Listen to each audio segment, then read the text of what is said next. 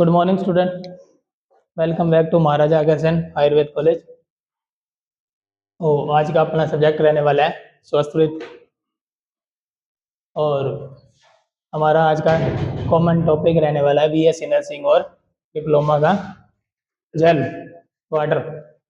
और BSc nursing वाली book में पेज नंबर 75 और डिप्लोमा वाली बुक में पेज नंबर 61। ठीक है। जल क्या होता है? जल ही जीवन है। ठीक है, जल ही जीवन है।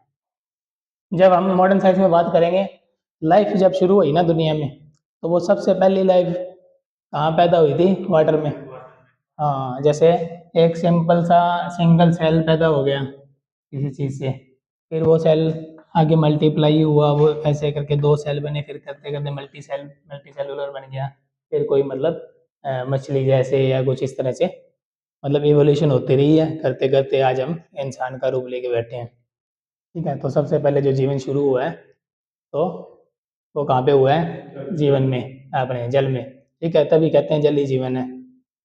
ठीक है, और जब हम बात करते हैं जल की, इसकी इम्पोर्टेंस हमारी बॉडी वेट का 70% जो वेट होता है वो किसका होता है?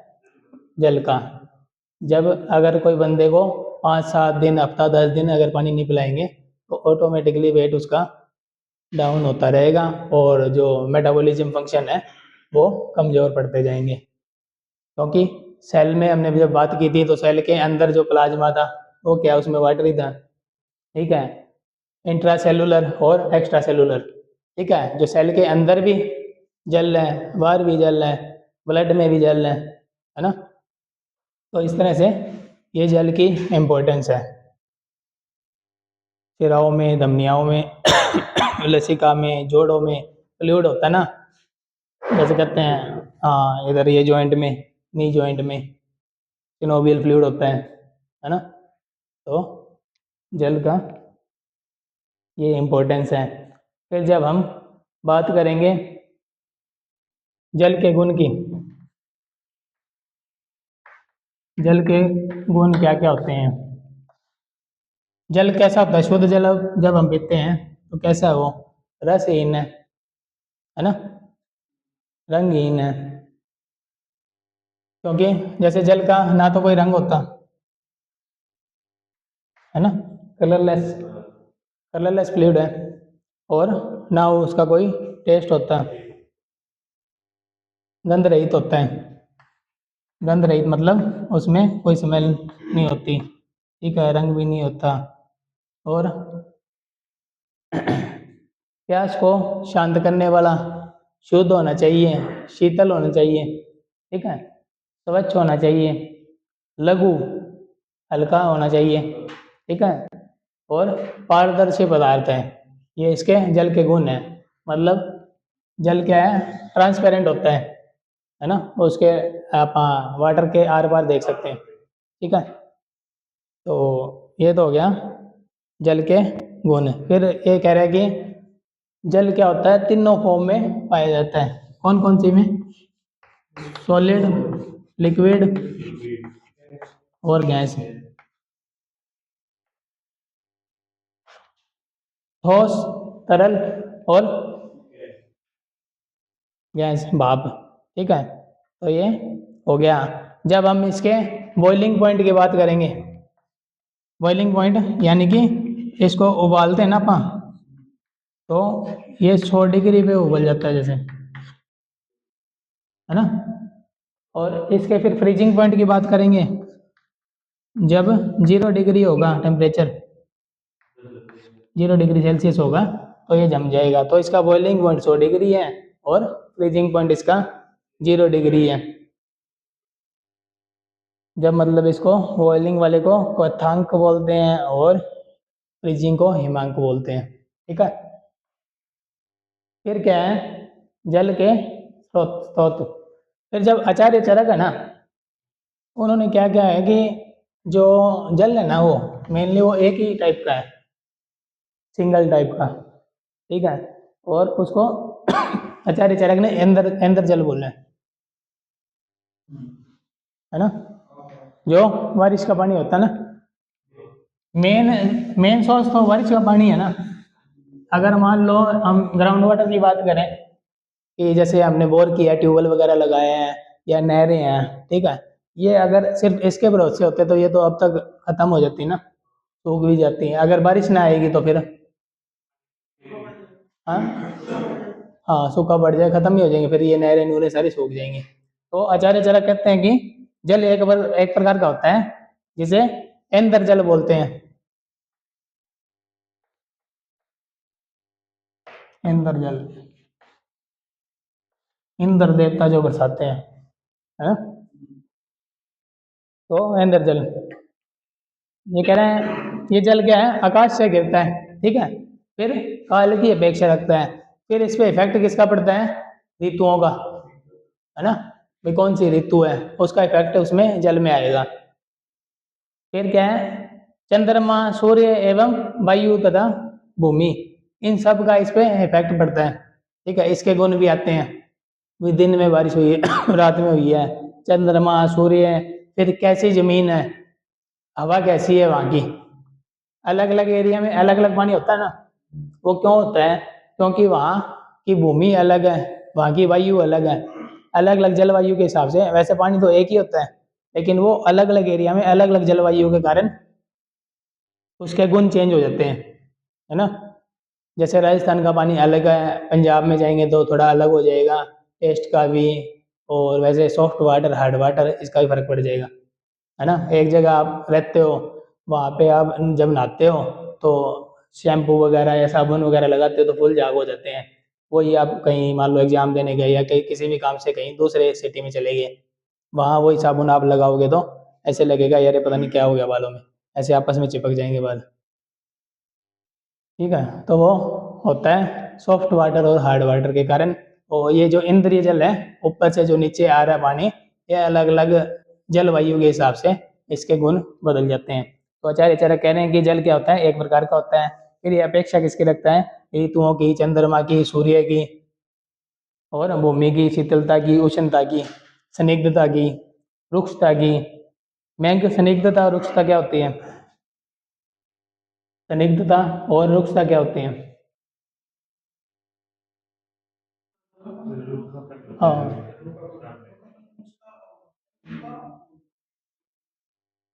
हाँ चिकनाई, ठीक है, स्निग्धता, चिकनाई गला, और रुक्षता रूखा, ठीक है। तो इनको गुणों को याद रखना है। तो ये वही बात है जो मैंने कहा है, जैसे जलवायु में पानी गिरेगा वैसे उसके गुण वो ले लेगा। फिर आप बात कर रहे हैं इंद्रजल। इंद्रजल किसको बोला है, रेन वाटर को। इसके गुण क्या होता है, इसके इसको दिव्य जल भी बोलते हैं इंद्रजल को, ठीक है। तो इसके गुण है छह, कौन कौन से, एक तो ये शीत ठंडा होगा, एक ये पवित्र होगा, फिर कल्याणकारी है, स्वादिष्ट भी होएगा, मल रहित यानी कि डस्ट वगैरह नहीं होगा इसमें, और क्या है, लघु जल्दी पचने वाला होता है ये। जब पिएंगे तो भारी नहीं करेगा पेट को, मतलब पीने के बाद ही पेट हल्का रहेगा और प्यास की तृप्ति हो जाएगी, ठीक है।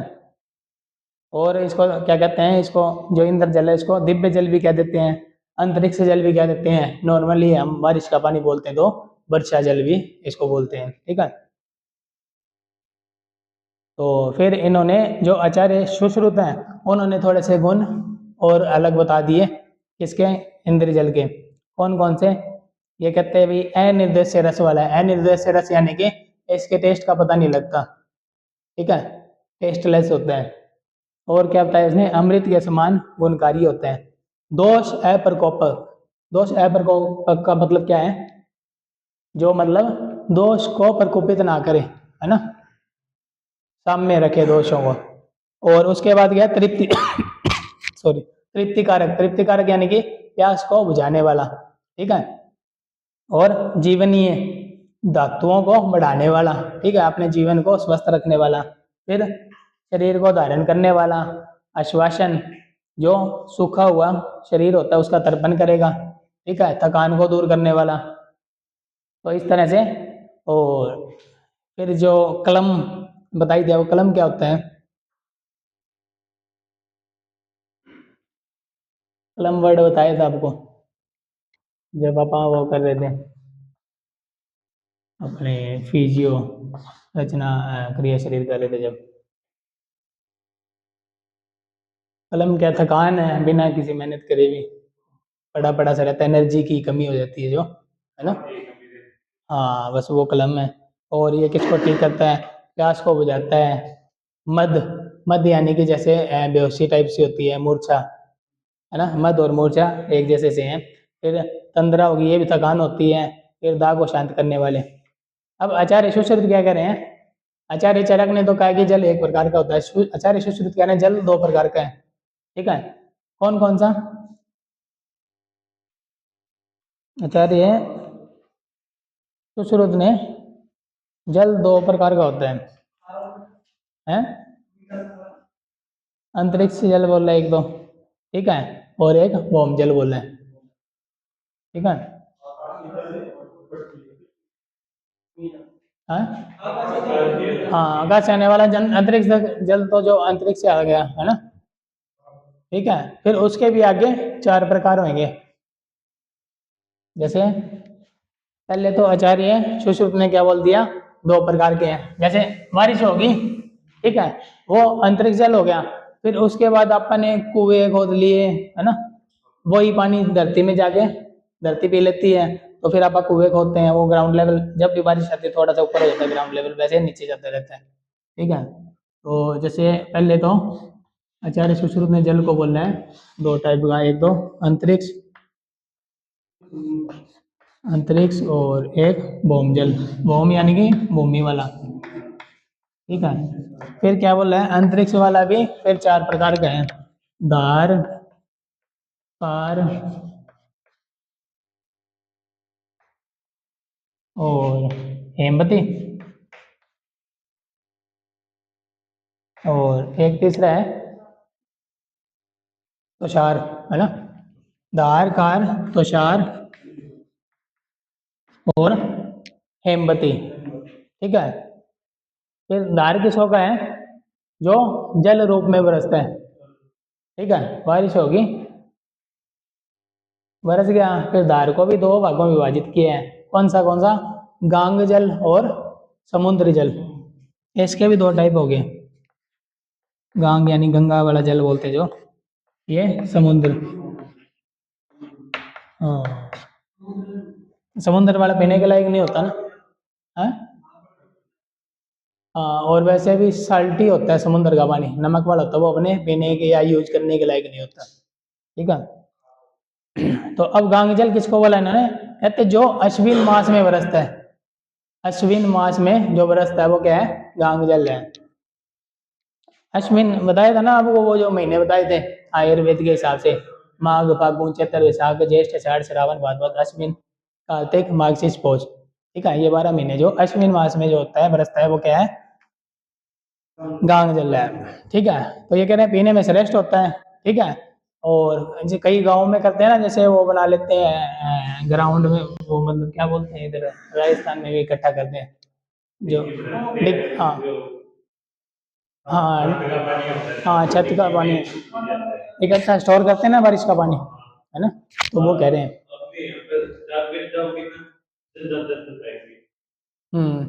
तो ये जैसे बारिश का पानी इकट्ठा करते हैं, ठीक है। तो वो कह रहे हैं कि ये श्रेष्ठ होता है जो अश्विन मास में एकत्रित किया हुआ, अश्विन मास में आप इसको इकट्ठा करो। फिर इन्होंने वस्त्र वगैरह वो बता दिए भी, किस तरह का पत्थर होना चाहिए, मतलब किस तरह के बर्तन में आप करोगे, ठीक है। वो मतलब साफ सुथरा सा करके सीमेंट वगैरह उसमें करके उसमें, या फिर ऐसे जल को सोना चांदी या मिट्टी के पात्रों में सुरक्षित रख के पूरे वर्ष पूरे ईयरली मतलब आप उसको यूज कर सकते हैं, ठीक है। जल न मिलने पर भौम जल का सेवन करना चाहिए। अगर ये वाला जल नहीं हुआ, बारिश नहीं हुई, तो फिर तो आप भूमि का जल यूज करेंगे, है ना, कुएं का या ट्यूबवेल का, ठीक है। तो ये गांग जल होगा। फिर समुद्र जल, समुद्र जल मैंने आपको पहले ही बता दिया, ये कह रहे हैं पीने योग्य नहीं होता, ठीक है। लेकिन क्यों नहीं होता, एक तो इसमें नमक ज्यादा होता है ना, लवण रस युक्त, लवण किसको बोला है, नमक को, ठीक है। और क्या है, इसमें आमगंधी होता है ये, ठीक है, मतलब मतलब पाचन कारक नहीं होता, ठीक है। अपना जो ये खाना पीना, ये आम, आम, हाँ, आम किसको कहते हैं जो ना बचे, है ना, कच्चा। ठीक है। फिर क्या है, त्रिदोष वर्धक भी है, तीनों दोषों को बढ़ाने वाला है, प्रकोपित करेगा समुद्री जल। ठीक है। फिर क्या है, फिर इन्होंने एक और ऑप्शन ये रख दिया आचार्य ने कि इसको अश्विन मास होता है ना जो, उसमें आप पी सकते हो। हाँ, अश्विन मास में समुद्र जल भी आप पिया जा सकता है। फिर क्या है कि ये बोले कार, ये तो होगी दार्जल की बात। फिर क्या है, कार जो ओले बरसते हैं ना, ओले वो जब पिंग लेंगे उसका जो पानी है वो क्या है, कार। ठीक है। फिर तुषार क्या है, जो वो अपने ये होती है धुंध पड़ती है जब, है ना, फिर सुबह आप देखते हो पेड़ पौधों पे पत्तियों पे थोड़ा थोड़ा पानी होता है, जिसको शबनम बोलते हैं, है ना, है ओस। हाँ, ओस तो जैसे धुंध पड़ गई उसके बाद हाँ पत्तों पे और वो वाला पानी क्या है, तुषार है। ठीक है। फिर क्या है, हेमवती। हेमवती क्या है, हेम किसको कहते हैं, हेम बर्फ को कहते हैं, वती यानी कि वो जो बर्फ पिघलती है पहाड़ों वाली, है ना, तो वो पानी हेमवती हो गया। तो ये तो अपने अंतरिक्ष जल के 4 प्रकार हो गए। फिर इन्होंने बोला है कि नेक्स्ट आ गया भौमजल।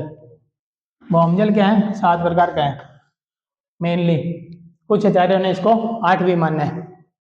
ठीक है। तो इसमें क्या है, सबसे पहले कोप। कोप किसे कहते हैं, कुएं को।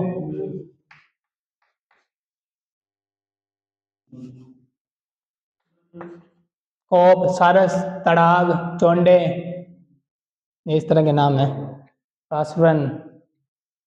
तो फिर जब सबसे पहले हम कोप के कुएं के जल को उसकी बात करेंगे, उसको वेल्स बोलते हैं ना कुएं को, इंग्लिश में जब बात करेंगे वेल्स।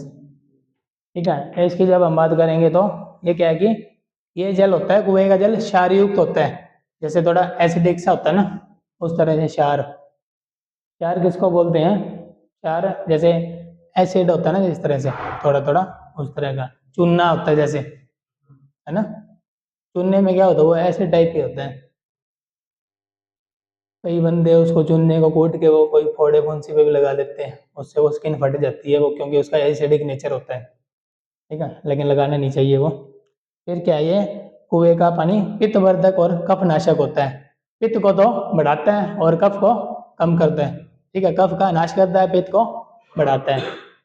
फिर क्या है, दीपन होता है और लघु होता है, यानी कि अपनी भूख को बढ़ाता है। ठीक है। और क्या करता है, ये हल्का भी होता है। फिर कहते हैं कुएं भी 2 प्रकार के होते हैं, एक उथले कुएं और एक गहरे कुएं। मतलब थोड़ा सा, एक तो ग्राउंड लेवल पे थोड़ा ऊंचा ही होता है, एक ज्यादा डूंगा होता है, बस ये उथले और गहरे। फिर क्या है, सार्स। सार्स क्या है, लेक्स का पानी होता है ना जो, सार्स, नेचुरल लेक्स।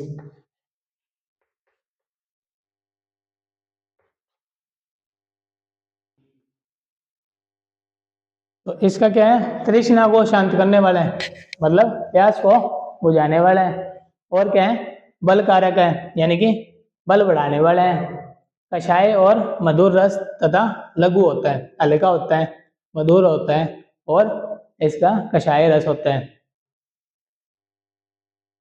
तो ये क्या है, दिव्य और शुद्ध है।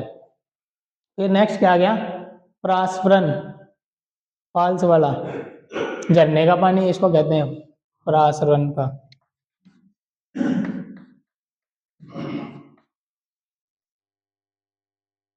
झरना,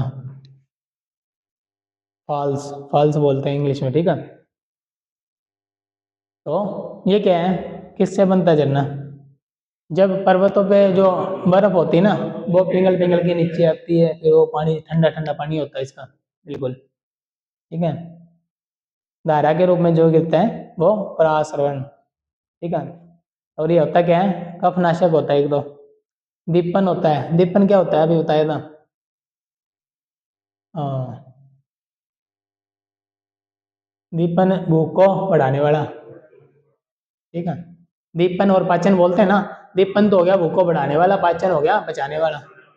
ठीक है, ये वर्ड इकट्ठे से आते हैं, दीपन पाचन। फिर क्या हो गया, हृदय, मतलब अपने दिल को भाने वाला होता है, और लघु होता है। फिर क्या हो गया, चोंटे, सिलाई टूटती ना, स्वयं से टूटी हुई सिलाई, चोंटे। ये मोमजल के पार्ट बढ़ रहे हैं अपन नेक्स्ट, है ना। चोंटे क्या है, कनाल्स को बोलते हैं, स्वयं से टूटी हुई शिलाओं से निकला हुआ, हाँ, नीलकमल वन का थोड़ा मतलब ब्लूइश टाइप का होता है, ठीक है, जो कि लता है पौधों से घिरा हुआ, ठीक है, पौधे वगैरह इसके आर पार रहते हैं।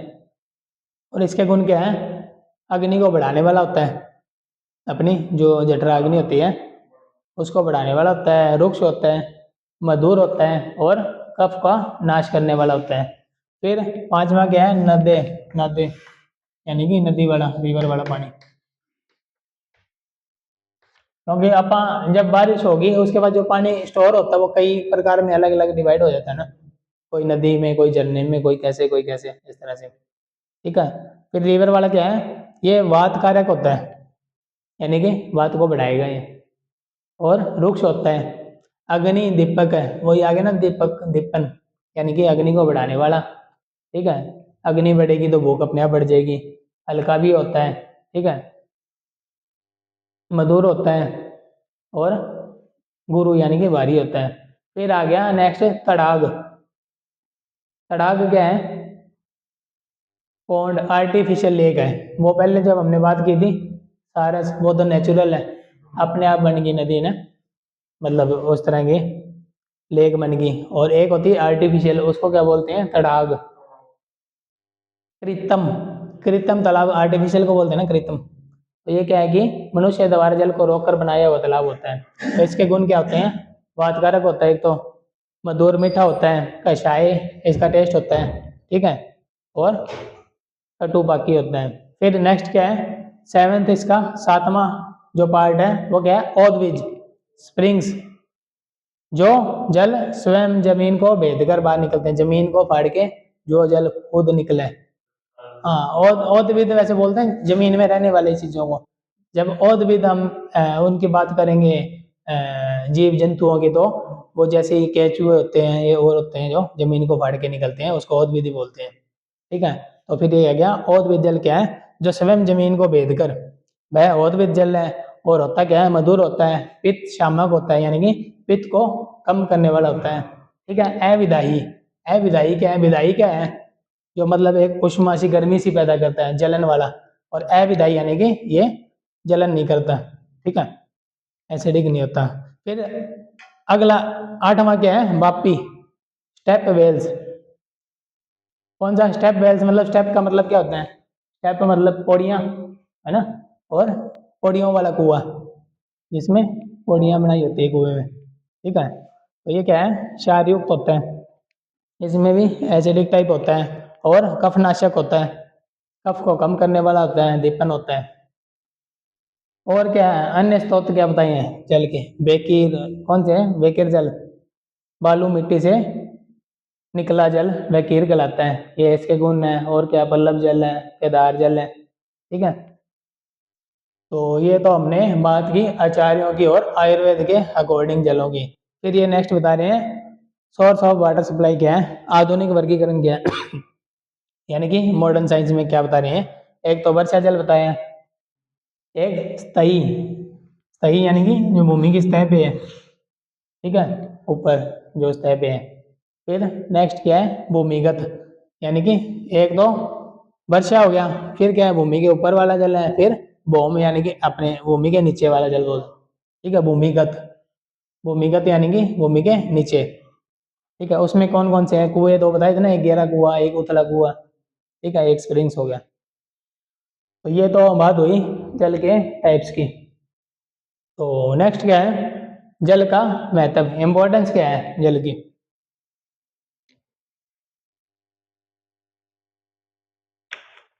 इम्पोर्टेंस है जल की तो, है, इम्पोर्टेंस है।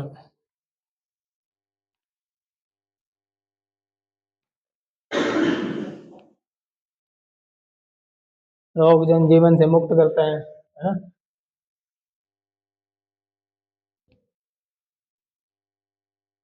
इम्यूनिटी बना करने के लिए भी कहते हैं ज़्यादा से ज़्यादा जितना पानी होता है दिन का 4 लीटर 3 लीटर पानी पीते रहो, ठीक है। हानिकारक रासायनिक तत्वों से मुक्त, यानी कि जो टॉक्सिक मटेरियल होते हैं अपनी बॉडी में ब्लड में होते हैं, ठीक है।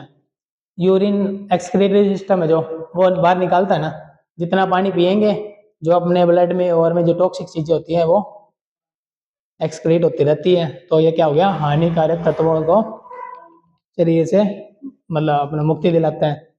स्वाद में सुगंध होता है, रंग और गंध से मुक्त होता है। इसका मतलब क्या है, ना तो इसका रंग होता है ना इसकी स्मेल होती है, ठीक है।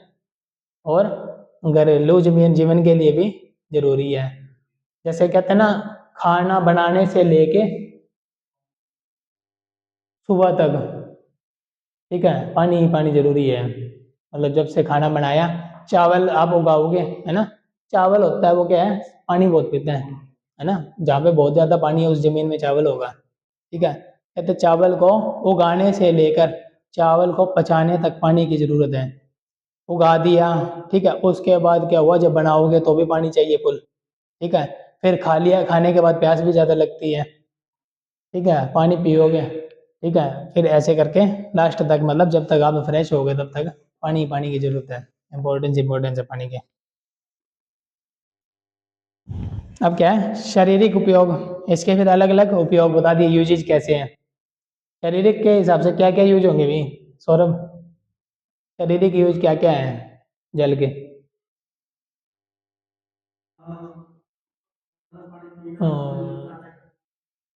हाँ, आहार का ग्रहण हो गया, जैसे खाना बनाएंगे फिर उसको खाते टाइम भी पानी पीते हैं लोग, ठीक है। स्वाद, पाचन, मल मूत्र विसर्जन के लिए भी, है ना। फिर क्या है, शरीर का सभी द्रव्य, अर्ध द्रव क्या है, जैसे शरीर में जो कौन कौन से रक्त होगी अपने, मज्जा होगी, यानी कि कह रहे लिक्विड और सेमी लिक्विड, है ना। मज्जा है वो कैसी है, ऐसे होती है ना, जेली टाइप मज्जा होती है जो, ठीक है, तो उसमें भी जल है। फिर कहाँ पे है, मस्तिष्क द्रव्य, CSF सुना है, CSF, हिमांशु सुना क्या CSF है। कोई CT स्कैन की रिपोर्ट देखी किसी के, MRI है, सेरिब्रो स्पाइनल फ्लूइड।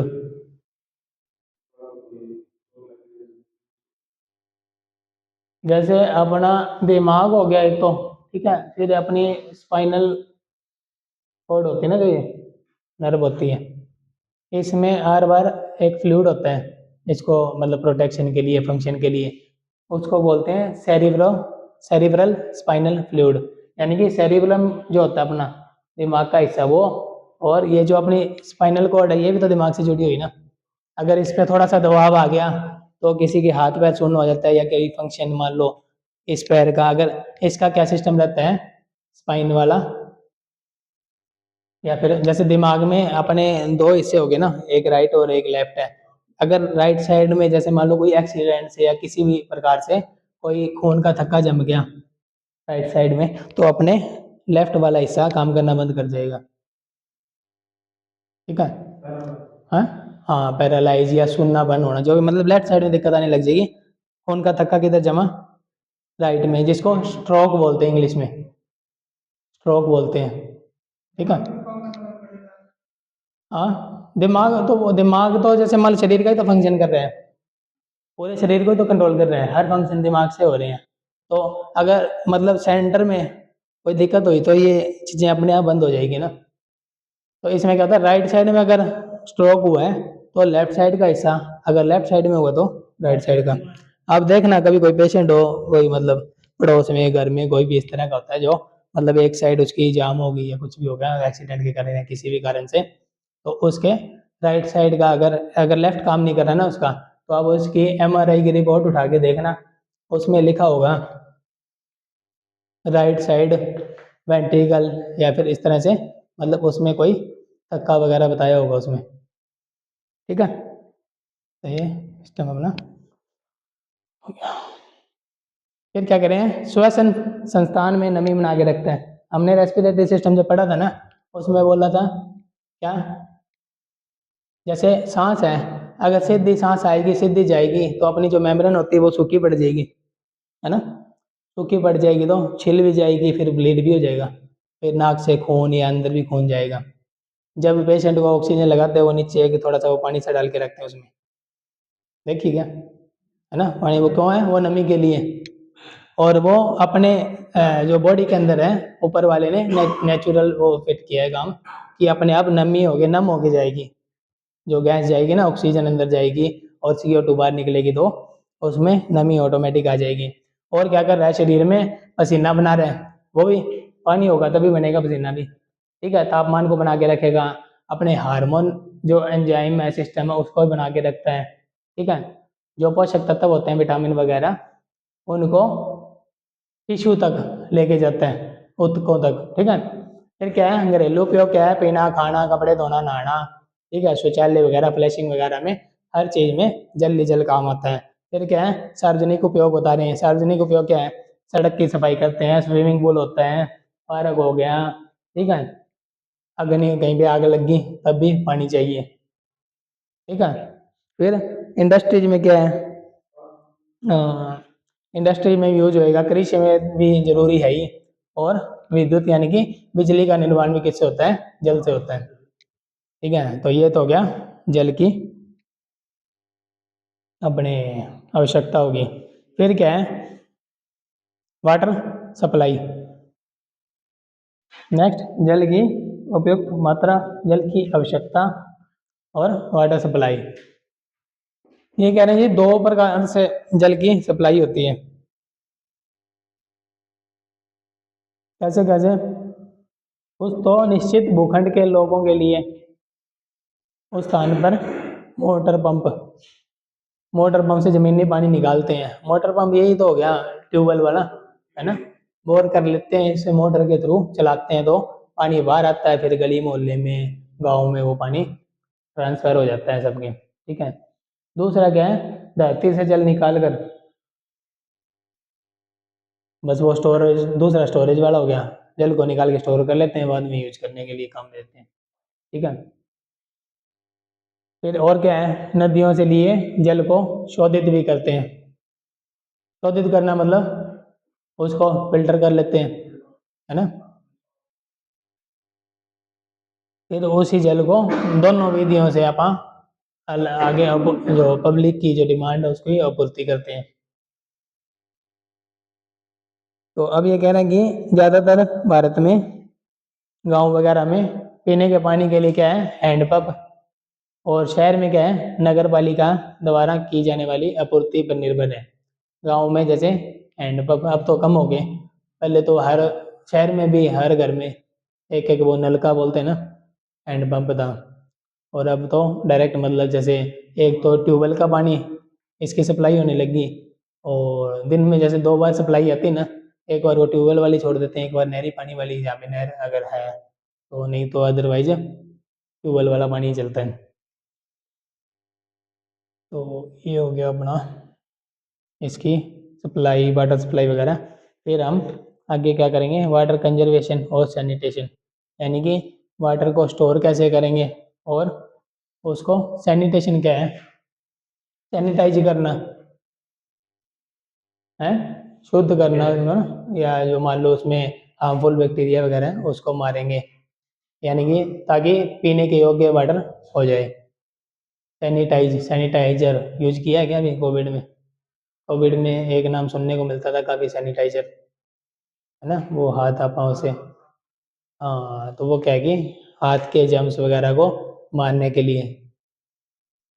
तो ये अपना जल का टॉपिक आधा कंप्लीट हो गया, बाकी हम कंटिन्यू करेंगे नेक्स्ट क्लास में। Thank you.